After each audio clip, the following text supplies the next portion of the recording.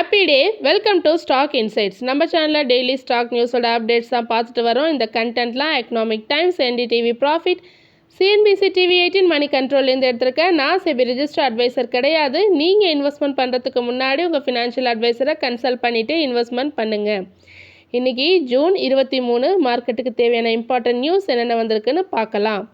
பாரத் எலக்ட்ரானிக்ஸ்க்கு new defence order கிடச்சிருக்கு. அதோட ஒர்த் பார்த்தீங்கன்னா 585 crore. இது வரைக்கும் டோட்டல் ஆர்டர் இன்ஃப்ளோ இன் ஜூனில் பார்த்தீங்கன்னா 3500 crore இன்க்ரீஸ் ஆயிருக்கு.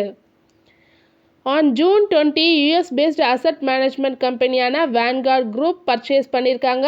1.1% ஸ்டேக் இன் விஷால் மெகா மார்ட்டில் பர்ச்சேஸ் பண்ணியிருக்காங்க. எவ்வளோ அக்வயர் பண்ணியிருக்காங்கன்னா 5.04 crore ஷேர்ஸ் அக்வயர் பண்ணியிருக்காங்க த்ரோ பிளாக் டீல் மூலமாக தான். இதோட டோட்டல் வேல்யூ அப்ராக்சிமேட்டாக 655.2 crore.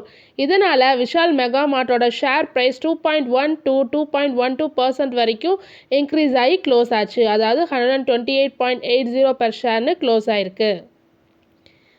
PNB bank manager and other person in பிஎன்பியில் பார்த்தீங்கன்னா அரெஸ்ட் பண்ணியிருக்காங்க CBI.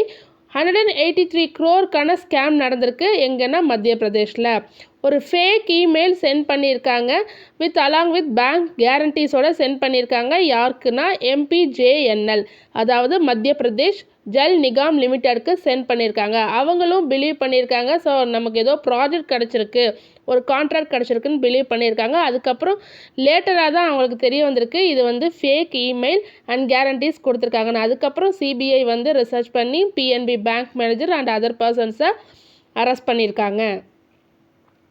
Granules India Bonthapally plant ஹைதராபாத்தில் இருக்குது. இவங்க என்ன ட்ரக்ஸ் மேக் பண்ணுறாங்கன்னா பாராஸ்டமால் மேக் பண்ணுறாங்க. யுஎஸ்எஃப்டிஏ ஜூன் 16லேருந்து ஜூன் 20 வரைக்கும் இன்ஸ்பெக்ஷன் நடத்தியிருக்காங்க. இந்த இன்ஸ்பெக்ஷனில் ஒன் ஃபார்ம் 483 அப்சர்வேஷன் கொடுத்துருக்காங்க. மண்டே ஜூன் 23 என்னெல்லாம் டிவிடெண்ட்ஸ் கொடுக்குற டேட் பார்த்தீங்கன்னா Dalmia Bharat ₹5 per share, dynamic cables 0.5 per share, Hindustan Unilever ₹24 per share, Kalpataru project international ₹9 per share, Kansai Nerolac paint special டிவிடெண்ட்டாக 1.25 per ஷேர் அண்ட் ஃபைனல் டிவிடெண்ட்டாக ₹2.5 per ஷேர் தரதா சொல்லியிருக்காங்க. Motherson Sumi wiring India 0.35 per share, Pilani investment and industries corporation ₹15 per share, Samvardhana Motherson international ₹0.35 per share, V Mart retail bonus issue சொல்லியிருக்காங்க 3:1 ரேஷியோவில். இந்த ஸ்டாக்ஸ்லாமும் watch பண்ணணும். கல்பட்ரு IPO வந்து Mumbai based real sector டெவலப்பரான இவங்க IPO June 24 open ஆகுது, ஜூன் 26 க்ளோஸ் ஆகுது. ப்ரைஸ் பேண்ட் பார்த்தீங்கன்னா 387லேருந்து 414 per share வரைக்கும் சொல்லியிருக்காங்க. இஷ்யூ சைஸ் 1590 crore, அதாவது 3.84 crore. ஃபுல்லாக ஃப்ரெஷ் இஷ்யூ மூலமாக தான் வருது, எந்த ஆஃபர் ஃபார் சேலும் இல்லை. லாட் சைஸ் பார்த்தீங்கன்னா 36 ஷேர்ஸ் சொல்லியிருக்காங்க. மினிமம் 36 ஷேர்ஸ் சொல்லியிருக்காங்க. இதுக்கான அலாட்மெண்ட் டேட் ஜூன் 27. எப்போ கிரெடிட் ஆகும்னு பார்த்தீங்கன்னா ஜூன் 30. எப்போ லிஸ்ட் ஆகும்னா ஜூலை 1 ஆன் பிஎஸ்சி என்எஸ்சியில் லிஸ்ட் ஆகும். டெஸ்லா அவங்களோட ஃபஸ்ட்டு ஷோரூம் இன் மும்பையில் அரௌண்ட் மிட் ஜூலையில் ஓப்பன் பண்ண போகிறதா சொல்லியிருக்காங்க. அதுக்கப்புறம் அனதர் ஒன் இன் நியூ டெல்லியில் ஓப்பன் பண்ண போகிறதா சொல்லியிருக்காங்க. இந்த ஷோரூமில் ஃபஸ்ட்டு கார் அவங்க என்ன சோல் பண்ண போகிறதா சொல்லியிருக்காங்கன்னா மாடல் ஒய் எலக்ட்ரிக் எஸ்யூவி. இது மெயினாக எங்கே மேட் பண்ணாங்கன்னா சைனாவில் மேட் பண்ண கார்ஸ் தான் இப்போ செல் பண்ண போகிறதா சொல்லியிருக்காங்க. இந்த கார்ஸ்லாம் இந்தியாவில் ரொம்ப எக்ஸ்பென்சிவாக இருக்குது. Import tax and one Y model பார்த்தீங்கன்னா 46 lakh வருது இந்தியன் ருப்பீஸில். ஸோ இந்த கார்ஸை தான் செல் பண்ண போகிறதா சொல்லியிருக்காங்க. இந்தியாவில் டெஸ்லா வந்து இப்போ இந்தியாவில் கார் மேக் பண்ண போகிறதில்ல, பட் ஷோரூம்ஸ் தான் இப்போ ஓப்பன் பண்ண போகிறாங்க. இந்த கம்பெனி அதுக்கான வேர் ஹவுஸ் அண்ட் சார்ஜிங் ஸ்டேஷன்ஸ் எல்லாம் செட் பண்ணிகிட்டு இருக்காங்க. அதுக்கான ஸ்டாஃப்ஸையும் இந்தியாவில் ஹையர் பண்ணிட்டு இருக்கிறதா சொல்லியிருக்காங்க டெஸ்லா. ஹிந்துஸ்தான் ஏரோநாட்டிக்ஸ்க்கு ஒன் பண்ணியிருக்காங்க 511 crore டீல் ஒன் பண்ணியிருக்காங்க. எதுக்காகன்னா SSLV small satellite launch vehicle rocket technology from ISRO கிட்டேருந்து கிடச்சிருக்கு. ஸோ லாஸ்ட் 2 இயர்ஸாக பார்த்தீங்கன்னா ஹிந்துஸ்தான் ஏரோநாட்டிக்ஸ் லிமிடெட் ஒரே ஒரு கம்பெனி தான் இந்தியாவில் இந்த ராக்கெட்ஸ்லாம் மேக் பண்ணிகிட்டு இருக்காங்க. அதாவது ஸ்மால் சேட்டலைட் லான்ச் வெஹிக்கல்லாம் மேக் பண்ணிகிட்டு இருக்காங்க. ஸோ 6 to 8 ராக்கெட் வந்து எவ்ரி இயர் லான்ச் பண்ணிகிட்டு இருக்காங்க. இது மூலமாக அவங்களுக்கு $6.5 million வரைக்கும் ஏர்னிங்ஸ் கிடைக்கிது. வாரி ரினியூபிள் எனர்ஜி டெக்னாலஜிஸ் பார்த்தீங்கன்னா ரிசீவ் பண்ணியிருக்காங்க 246.92 crore ஆர்டர். எதுலன்னா சோலார் ப்ராஜெக்ட் ஆர்டர் கிடச்சிருக்கு. இதோட டோட்டல் வேல்யூ 1480.40 crore. ஸோ இது ஒரு large ground mounted solar power system. இதோட கெப்பாசிட்டி பார்த்தீங்கன்னா 2012.47 மெகாவாட். பேங்க் ஆஃப் இந்தியாவோட போர்ட் மீட்டிங் June 26 நடக்குது. அன்னைக்கு டிஸ்கஸ் பண்ண போகிறதா சொல்லியிருக்காங்க. ஃபண்ட் ரைசிங் பற்றி through issuing of long term infrastructure bonds மூலமாக தான் பண்ண போகிறதா சொல்லியிருக்காங்க. ஏர்லியராக 2024-25 பார்த்தீங்கன்னா பேங்க் வந்து ரைஸ் பண்ணியிருக்காங்க 2690 crore ஒரு 10-year பாண்ட் வந்து ரைஸ் பண்ணியிருக்காங்க. எவ்வளோ பர்சன்டேஜ் ஆஃப் இன்ட்ரெஸ்ட்னா 7.50% ஆஃப் இன்ட்ரெஸ்ட்டில். ஸோ இப்போ பேங்க் நவ் பிளான் பண்ணுறாங்க 5000 crore அதுவும் பேசல் 3 கம்ப்ளைண்ட் பாண்ட்ஸ் மூலமாக தான் பண்ண போகிறதா சொல்லியிருக்காங்க bank of India. Fino Payments Bank receive பண்ணியிருக்காங்க 29.6 lakh ஃபைன் போட்டிருக்காங்க ஆர்பிஐ. என்ன ஃபைன் பார்த்தீங்கன்னா பேங்க் வந்து அவங்களோட ரூல்ஸை வந்து ப்ரோக் பண்ணியிருக்காங்க. கஸ்டமரோட அக்கௌண்ட் பேலன்ஸ் வந்து ஒரு லிமிட் வரைக்கும் தான் இருக்கணும். ஸோ அந்த லிமிட்டை தாண்டி மெனி டைம்ஸ் போயிருக்கு. ஸோ அதுக்காக தான் ஆர்பிஐ ஃபினோ பேமெண்ட்ஸ் பேங்க்குக்கு ஃபைன் பண்ணியிருக்காங்க 29.6 lakh. எல்டி ஃபுட்ஸ் வந்து இப்போ ப்ராப்ளம் ஃபேஸ் பண்ணிட்டு இருக்காங்க. எதுக்காகன்னா யூஎஸ் கவர்மெண்ட் வந்து 340.7% டேக்ஸ் போட்டிருக்காங்க ஆன் ஆர்கானிக் சோயாபீன் மீல் எக்ஸ்போர்ட்ஸ்க்கு. ஸோ எந்த இதுனா ஃப்ரம் இட்ஸ் சப்சிடரி அவங்களோட சப்சிடரியான எக்கோ பியூர் ஸ்பெஷாலிட்டிஸ். ஸோ அந்த கம்பெனிக்கு தான் இந்த ப்ராப்ளம்ஸ்லாம் ஃபேஸ் ஆகுது. மெயினாக இந்த சோயாபீன் மீல் எக்ஸ்போர்ட்ஸுக்கான டேக்ஸ் வந்து 340.7% இன்க்ரீஸ் ஆகிருக்கு. ஸோ அதனால தான் இந்த கம்பெனிக்கு இப்போ இந்த ப்ராப்ளம் வந்திருக்கு.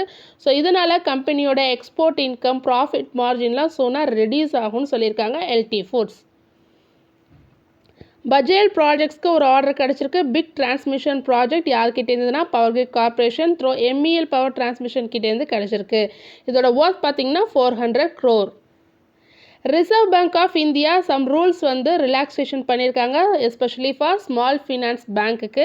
ஸோ ஏர்லியராக பேங்க்ஸ் வந்து அவங்களோட லார்ஜர் போர்ஷன் ஆஃப் டோட்டல் லோன்ஸை வந்து யாருக்கு கொடுத்துட்டு இருந்தாங்கன்னா ப்ரியாரிட்டி செக்டார்ஸ். அதாவது ப்ரியாரிட்டி செக்டார்ஸ்னு எதை சொல்லுவோன்னா agriculture, small business, education, affordable housing, இதுதான் ப்ரியாரிட்டி செக்டார்ஸ்னு சொல்லுவாங்க. அதுக்கு தான் அவங்களோட டோட்டல்ஸ் லோன்ஸில் லார்ஜ் போர்ஷன் கொடுத்துட்டு இருந்தாங்க. இப்போ அதை கம்மி பண்ணியிருக்காங்க 15 percentage points கம்மி பண்ணியிருக்காங்க. இந்த டோட்டல் லோன்ஸ் டு ப்ரியாரிட்டி செக்டார்ஸில் 15 percentage points கம்மி பண்ணியிருக்காங்க.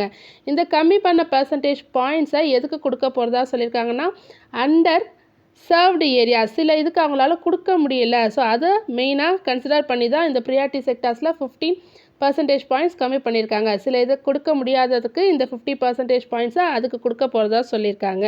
அதனால் சில ஃபியூவர் லோன்ஸ் வந்து சில கொடுக்க முடியாத லோன்ஸ் எல்லாம் இப்போ இன்க்ரீஸ் ஆகும். முன்னாடி கொடுக்க முடியாத லோன்ஸ் எல்லாம் இப்போ கொடுக்கலாம்னு சொல்லியிருக்காங்க ஸ்மால் ஃபினான்ஸ் பேங்க்கை. ஸோ இதனால் to give loans in others ஏரியாஸ்லேயும் இன்க்ரீஸ் ஆகும்னு சொல்லியிருக்காங்க small finance bank. EMS won பண்ணியிருக்காங்க 104 கான்ட்ராக்ட் யார்கிட்டேருந்துன்னா யூபி ஜல் நிகாம் இது ஒரு water supply project in Agra. So அதுக்கிட்டேருந்து தான் இந்த கான்ட்ராக்ட் ஒன் பண்ணியிருக்காங்க.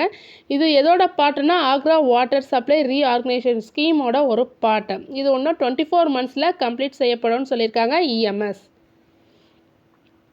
ஒரு சீனியர் சிட்டிசன் ஃப்ரம் காட்டாக்பூர் புக் பண்ணியிருக்காங்க ஸ்பைஸ் ஜெட் ஃப்ளைட்டு. மும்பைலேருந்து தார்பங்கான்றதுக்கும் அதே தார்பங்காலேருந்து மும்பைக்கு வரத்துக்கும் return flight 2 flight ticket book பண்ணியிருக்காங்க.